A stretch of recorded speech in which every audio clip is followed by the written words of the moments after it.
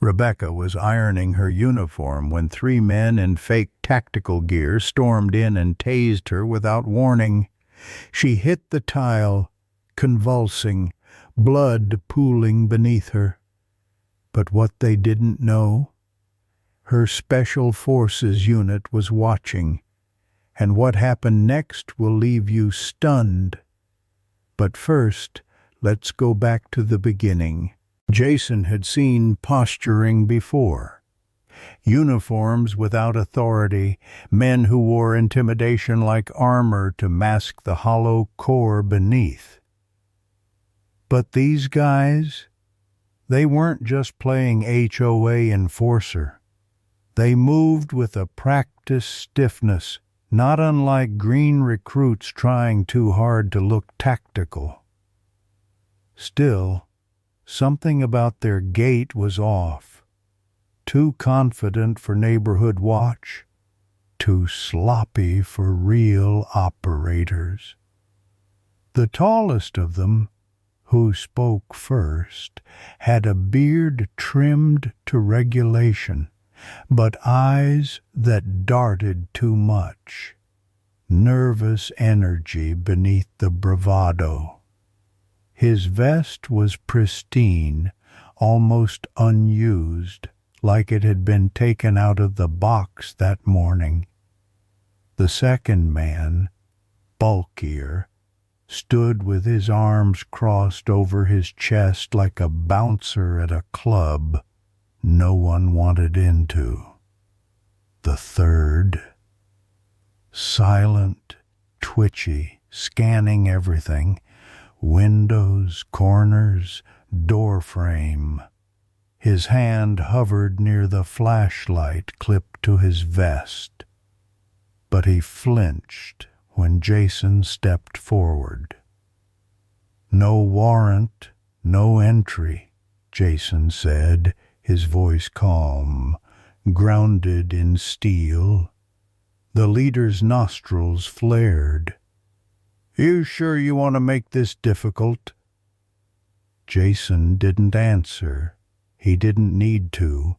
Rebecca, still in running gear, her hair damp from a morning jog, stepped forward, arms folded, posture razor sharp.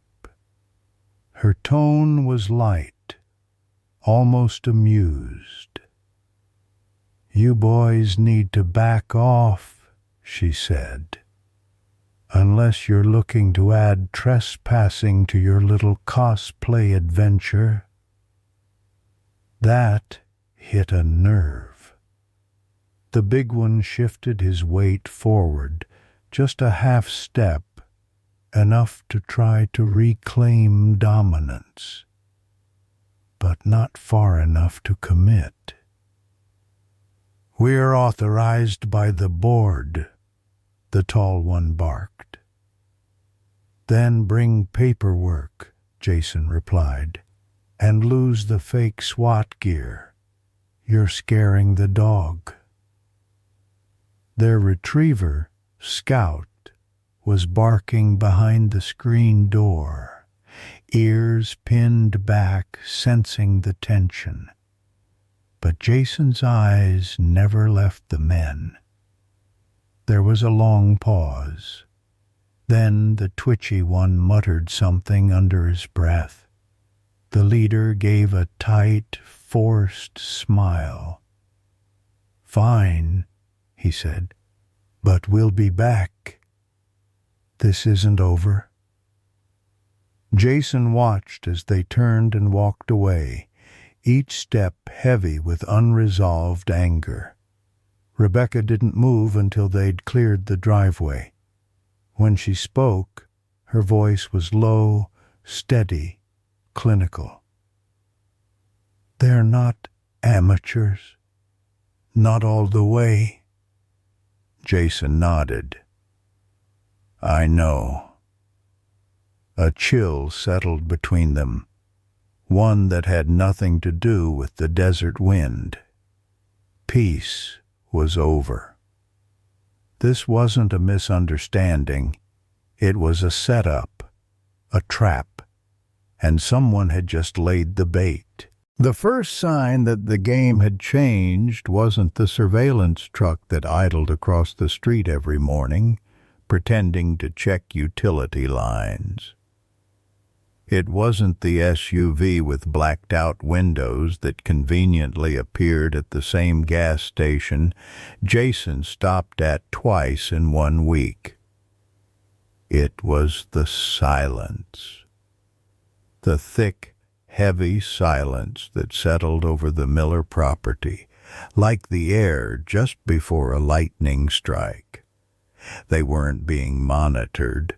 They were being hunted. Rebecca stopped jogging her usual loop. She switched up routes, kept to daylight, even looped her path unpredictably. But still they were always there. One of the men, the twitchy one, started smiling when their paths crossed. Not a friendly grin, a knowing smirk.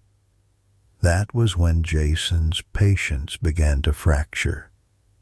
He documented everything: license plates, timestamps, drone footage from a camera he rigged in the barn loft. Every time they parked outside, every time they moved too close. He filed 2 complaints with the county sheriff. Both were mysteriously dropped without explanation. That was the moment Jason realized the HOA board wasn't incompetent. It was complicit. The breaking point came on a Wednesday. Jason had driven to town for supplies: dog food, dry goods, propane. Rebecca stayed behind, ironing the sleeves of her formal dress uniform in the kitchen, preparing for a private ceremony on base. It was a quiet morning. Scout lay near her feet, snoring lightly. Then the side gate clanged, hard. The sound of boots pounding against flagstones snapped Scout awake. Rebecca turned instinctively, dropped the iron. 3 men stormed the backyard like they owned it. Tactical vests, stun guns out, shouting incoherently about non-compliance and resisting inspection. Rebecca kept her hands visible, moved slowly toward the counter, where her phone lay charging. One of them screamed, "Stop right there!" She didn't. The first jolt hit her before she touched the phone. Her muscles seized, her back arched unnaturally, and her knees buckled against the tile. A second pulse surged through her side, slamming her torso to the floor. Her head cracked against the baseboard, blood smeared into the grout. Scout howled. One of them kicked the phone aside. Another knelt, zip ties ready. They had no idea what they'd just done. Across the street, parked behind a construction sign, an unmarked SUV caught it all. Audio, video, thermal. Inside, 3 Special Forces operatives sat stone-faced, eyes locked on the monitor. Their comms lit up. "Target is down. Repeat, target is down." They didn't speak. They moved. Rage, when pure, doesn't explode. It sharpens. In the back of the rented SUV, Sergeant Marcus Hale watched Rebecca's vitals spike on the live biometric feed. Heart rate erratic, blood pressure crashing. She wasn't just down. She was vulnerable. That wasn't acceptable. Not to her team, not to him. He tapped the comms once. No words. His breath was shallow, steady. Precision was required now, not chaos. Beside him, Corporal Davis adjusted the feed to infrared. 3 hot bodies inside the house. Rebecca was cooling fast, downed but conscious. The aggressors were still moving, one pacing by the back door, the others arguing near the kitchen window. Outside, the sniper on Overwatch, code-named Iceman, pivoted his scope 2 degrees right, tracking the pacing one. Wind, dead still, elevation, adjusted, heartbeat, 59 BPM. Marcus opened the rear door and stepped out like he was going to grab a package. His tan polo and cargo pants screamed suburban dad. His smile was thin but disarming as he crossed the street. Davis followed, holding what looked like a leash, though no dog trailed behind. Their bodies moved like they belonged. That was their power. Invisibility in plain sight. They walked straight up the driveway, nodding at a neighbor watering potted succulents across the street. She smiled. Everything looked normal, until it wasn't. One of the imposters stepped out onto the porch just as Marcus reached the gate. Their eyes met. In that instant, something primal flickered. Prey, recognizing predator. Marcus didn't blink.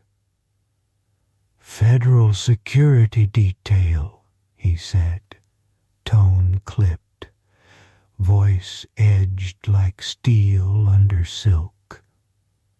"Hands up. Now." The imposter twitched. His hand darted toward his belt. One crack split the air. The sniper's bullet didn't need to hit flesh.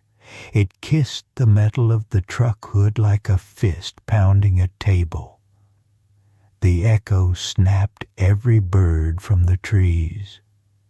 The man hit the ground face first before his brain fully processed the sound.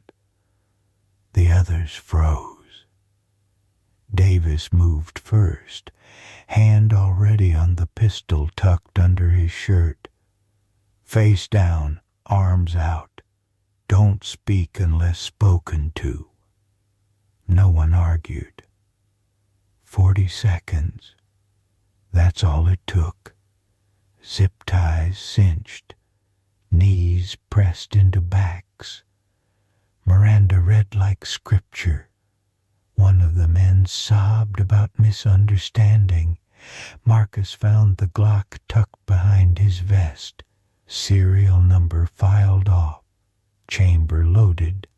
He held it up to the sky like an artifact. This misunderstanding ends in 10 to 20 minimum. No one spoke after that. Anger had come quietly, but it hit like a hammer wrapped in velvet. The hospital room smelled faintly of antiseptic and warm plastic, but Rebecca made it feel like a command post. Her IV line snaked into her arm, her lip was split, and a mottled bruise crept along her ribs. But her eyes were sharp, alive. Jason stood at the doorway, breath caught in his chest. When she grinned, all the fear he hadn't admitted to having cracked and fell away. "Hope you didn't miss the fireworks," she murmured, voice hoarse. Jason laughed once, low and bitter. "Hell of a light show, babe." The doctors cleared her for discharge within 24 hours. Minor contusions, no concussion, vitals stable. The physical wounds were superficial, but the look in her eyes when she passed by the mirror told a deeper truth. This wasn't over. By the next day, local news trucks lined the entrance to their quiet road, all angled lenses and urgent voices. Within hours, the national media picked up the scent. Fake HOA police assault decorated soldier on U.S. soil. It was the kind of headline that stuck to the public consciousness like blood on pavement. And as the facts unraveled, the truth was worse than anyone imagined. The HOA cops were not just one-off lunatics. They were part of a coordinated scam. Ex-military washouts who built an operation out of manipulation, intimidation, and weak neighborhood boards desperate to feel protected. They forged authority, weaponized fear, and used the HOA's name like a shield. The vests were costume props. The badges, laminated printouts. But their weapons were real. Their threats even more so. The board, of course, expressed outrage publicly. Privately, it was a scramble. Emails deleted, resignations filed overnight. A few members went completely silent, dodging questions, lawyering up. It didn't matter. An internal probe found what Rebecca's unit had already suspected. At least 2 board members had knowingly approved enhanced compliance visits. The investigation didn't stop at their front door. Federal charges followed swiftly, impersonating federal officers, unlawful entry, assault with a deadly weapon, extortion, racketeering, every accusation carved deeper into the public image of what had been, until recently, a sleepy neighborhood association. Homeland Security issued no public statement, but Jason knew. Rebecca's unit had been quietly acknowledged in the right circles. Commendations would come later, sealed and discreet. Back at the house, Jason replaced every exterior light with motion sensors. Then he installed 4 new security cameras. Then 6 more. Not out of paranoia, but principle. Weeks later, in court, One of the ringleaders stood in shackles, sweat-stained jumpsuit clinging to his frame, gaze darting across the courtroom like a trapped animal. Rebecca entered through the double doors in full uniform. Perfect, composed, deadly. He looked away. That was the moment. Justice wasn't loud. It was surgical, and it never blinked.